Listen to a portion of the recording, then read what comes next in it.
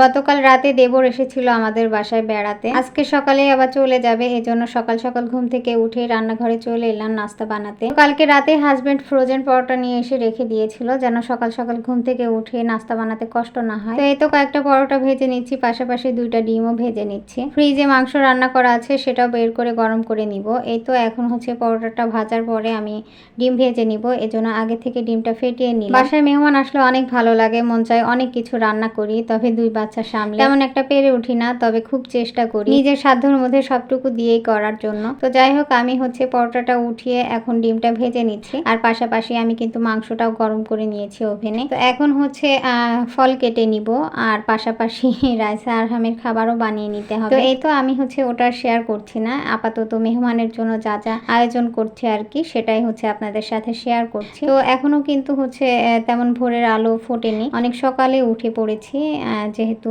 একটু পরেই বের হবে, তো এই জন্য সকাল সকাল উঠে হচ্ছে আমি সবকিছু গুছিয়ে নিচ্ছি। এরপরে হচ্ছে এই তো দেশি মালটা কেটে নিয়ে, মেহমান হলো আল্লাহর রহমত, যাকে হচ্ছে আল্লাহ পছন্দ করেন, যাকে ভালোবাসেন, তার ঘরে কিন্তু বেশি বেশি মেহমান পাঠান। আমার বাসায় তো তেমন মেহমান আসেই না, আসলে অনেক দূরে থাকি, আর ঢাকায় তেমন আমাদের আত্মস্বজন নেই, তবে গ্রাম থেকে যখনই কেউ আসে খুব ভালো লাগে, আর মনে হয় সবটা দিয়ে একেবারে আয়োজন করে খাওয়াই। তবে হচ্ছে বাচ্চা কাচ্চা নিয়ে তেমন একটা পারি না, তবে চেষ্টা করি। যাই হোক, খাওয়া দাওয়া হয়ে গেছে, এখন এই তো প্লেট বাটি সব নিয়ে যাচ্ছে, এরপরে টেবিলটাও পরিষ্কার করে নিব।